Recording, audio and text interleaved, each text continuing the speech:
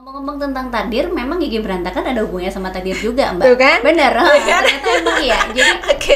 kenapa? Agak berat nih ya ngomongin iya. takdir.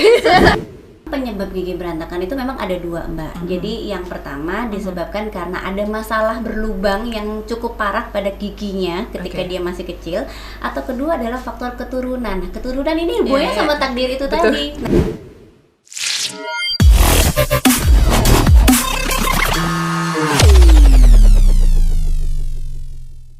Smart Clicker salah satu yang bisa bikin kita percaya diri itu adalah gigi yang sehat, gigi yang bagus, atau mungkin kata anak-anak atau zaman sekarang itu yang estetik gitu, gitu ya. Nah untuk itu sekarang ini saya sudah bersama dengan seorang dokter gigi, tapi dokter gigi anak yang sudah hadir di studio, dan nanti kita akan ngomong-ngomong ataupun kita akan banyak mencari tahu sebenarnya mengenai kesehatan gigi anak itu apa saja sih yang perlu kita tahu sebagai seorang ibu, sebagai orang tua, sebagai kakak, atau semuanya yang perlu kita tahu itu dari kesehatan gigi itu apa. Ada dokter gigi Santi. Apa kabar, Dok? Halo, alhamdulillah baik, Mbak Ivana, gimana kabarnya? Baik juga, alhamdulillah.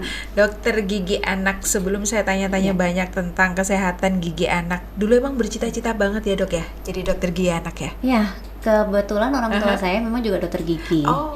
Dan saya sendiri punya pengalaman sesuatu dengan gigi saya. Jadi akhirnya terinspirasi, oke, saya mengalami hal ini.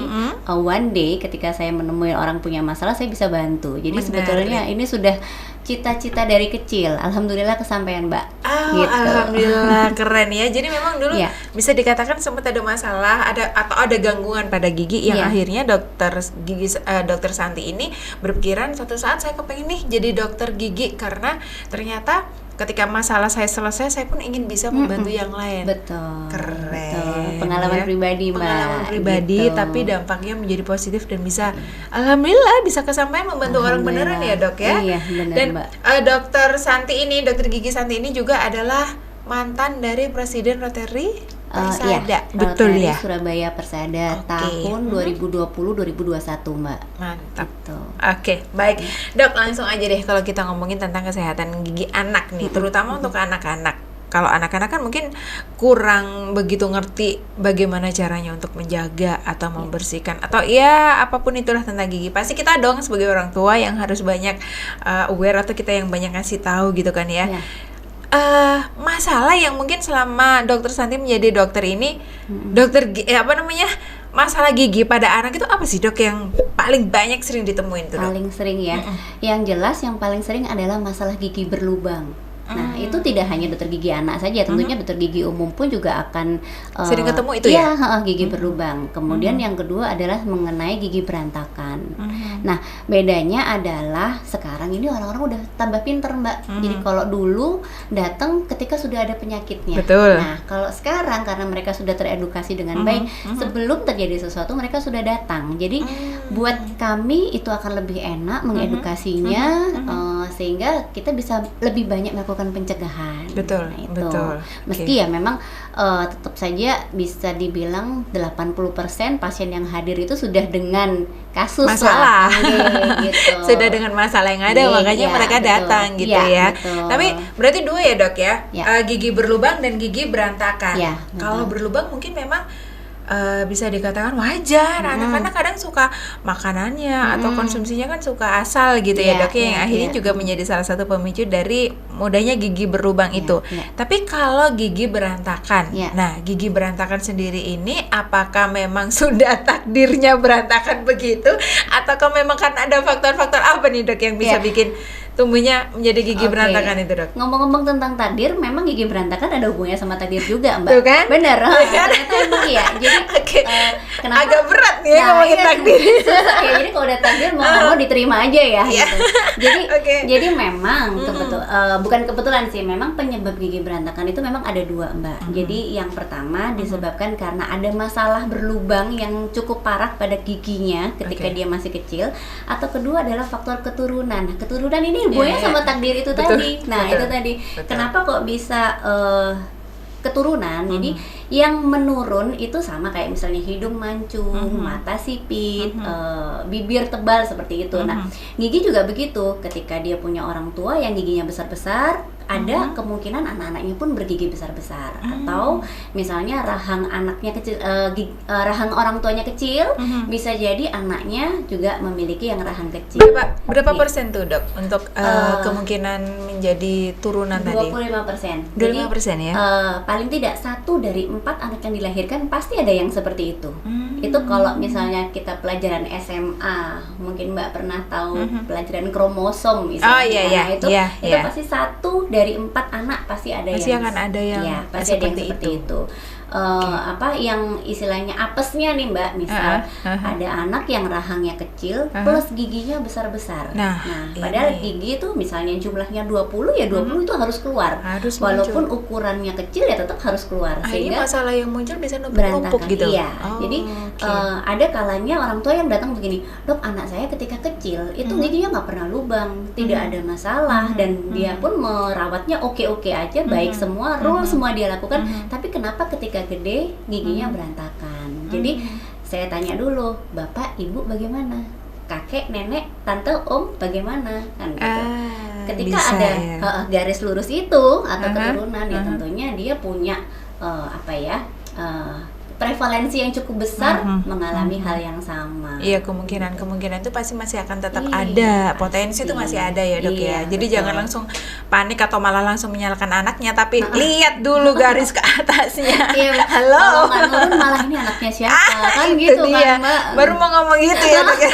Bener-bener. Terus dok, kalau masalah gigi berlubang itu kan mungkin masih memang sering kita temuin. Dan apakah lebih mudah penanganannya daripada gigi berantakan? Oke.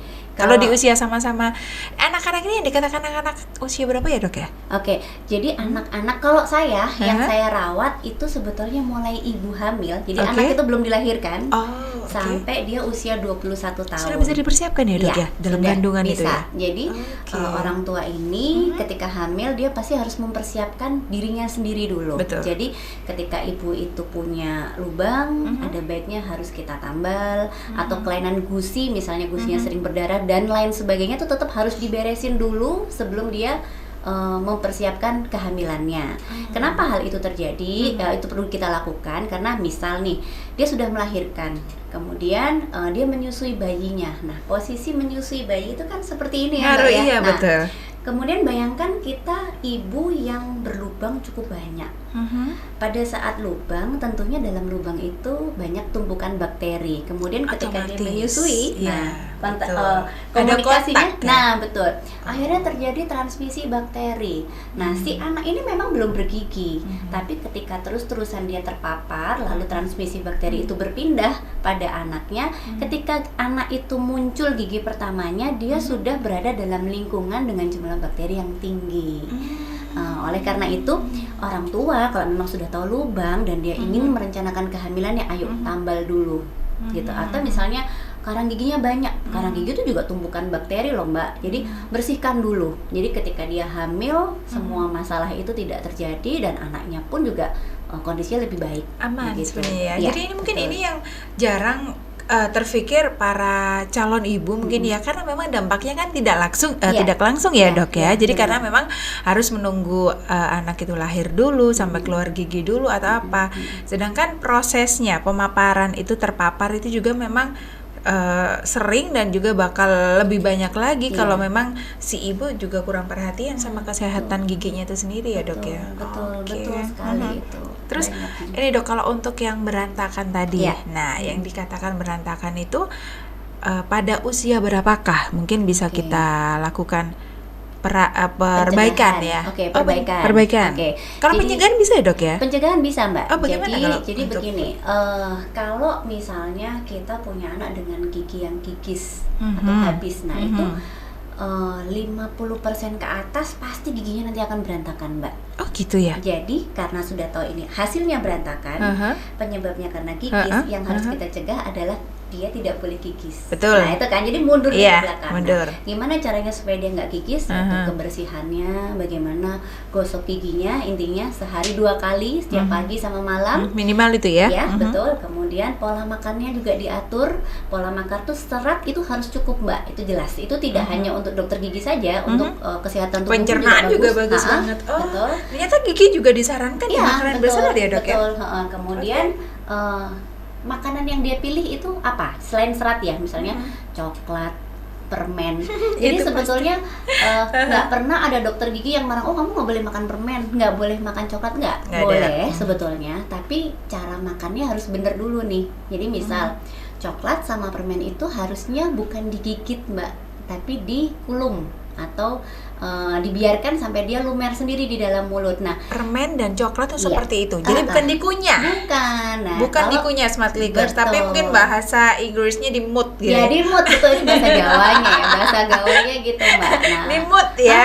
Jadi biarkan melumer sendiri, biarkan ya kita tinggal menikmati rasanya aja tanpa harus mengunyah. Justru yang menjadi potensi rusaknya gigi atau lubang itu ketika proses pengunyahan. Betul. Bayangkan Bu, ketika kita mengunyah gigi itu misalnya geraham ya, geraham itu kan ada cekungan-cekungannya. Nah, kalau kita ngunyah, sisa coklat, sisa permen nyantol di situ. 1 titik saja, kemudian ada bakteri iseng datang ke situ. Bakteri itu memfermentasi sisa makanan tersebut, jadilah dia lubang gitu. Jadi itu hal sepele sebetulnya. Sepele tapi ini penting loh. Saya sendiri juga baru ternyata oh gitu ya. Jadi kenapa sebenarnya masalahnya bukan tidak boleh makan permen atau coklat, tapi cara mengkonsumsinya nih yang kita harus kasih tahu ke anak-anak kita. Betul. Gitu ya. Karena sebetulnya coklat itu juga mengandung zat-zat yang kita butuhkan. Ada yang butuhkan. Gula itu kan juga ada manfaatnya, cuman sesuatu yang berlebihan itu memang tidak baik dan caranya tidak benar juga, itu akhirnya membuat hasilnya juga tidak baik. Itu pencegahan. Kalau sudah terlanjur, ternyata terlanjur berantakan, penanganannya seperti apa? Apakah ada batas minimal usia berapa baru bisa ditangani atau bisa dilakukan perbaikan itu, Dok? Jadi patokannya bukan pada usia, Mbak, tapi pada kebutuhannya. Seberapa berantakannya gitu? Betul. Misal gigi anak-anak itu mulai pupa, jadi gigi bayinya copot lalu berganti gigi dewasa, itu kita menyebutnya pupa ya.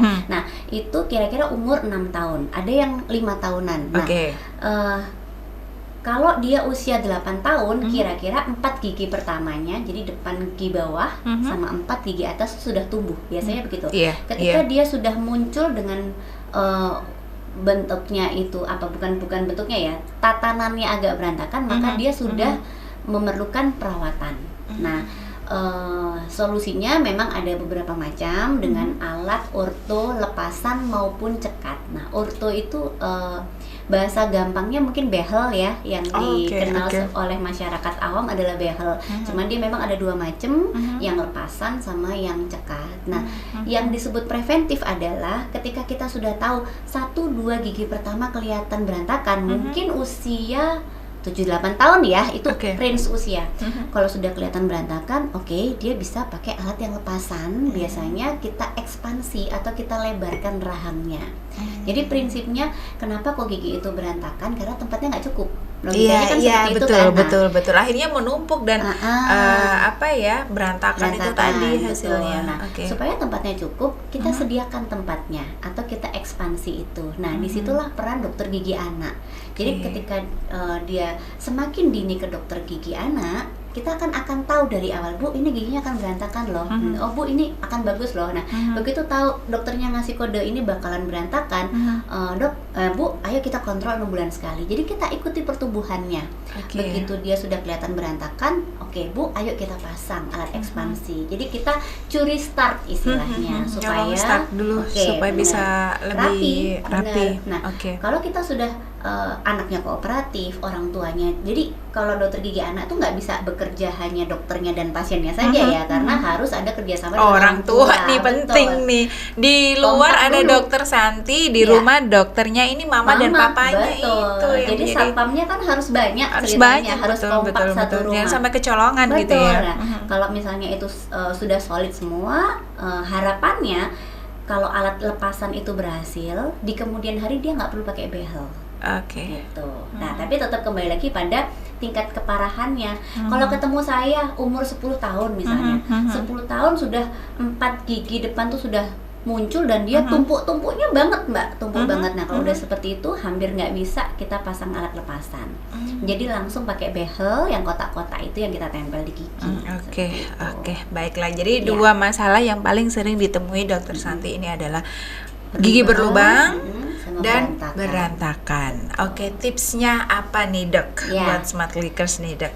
Supaya dua masalah tadi bisa dihindari. Ya syukur-syukur dihindari ya. Kalau bisa jangan sampai ada penanganan lah. Kalau bisa kan dihindari aja dulu gitu ya. Yang jelas pertama pasti kebersihan gigi itu harus dijaga. Siap. Gosok gigi itu adalah sehari 2 kali, pagi setelah sarapan sama malam sebelum tidur, itu mutlak Mbak. Itu yang pertama. Wajib. Ya, itu wajib. Mutlak. Benar. Kalau anaknya nggak bisa, orang tuanya ikut membantu. Oke, kemudian yang kedua, kontrol ke dokter gigi setiap 6 bulan sekali dan dimulai sedini mungkin. Nah, sedini mungkin artinya mulai gigi pertama anak tumbuh, bukan menunggu ada masalah. Iya, betul. Jadi dengan demikian kalau kita sudah tahu di awal, kita bisa menduga masalah berikutnya tuh apa, kita bisa lakukan pencegahan lebih maksimal. 2 itu aja udah cukup sih kalau saya. 2 itu aja sebenarnya udah bisa menyelesaikan atau mencegah banyaknya masalah yang muncul pada gigi-gigi anak kita. Semoga bermanfaat untuk ayah, bunda ya, untuk anak-anaknya pastinya. Mungkin di luar banyak sekali dokter-dokter gigi yang bisa kita temui, tapi ingat, yang paling dibutuhkan anak sebenarnya dokter giginya dari orang tua sendiri. Betul ya Dok ya. Terima kasih banyak Dok. Mari.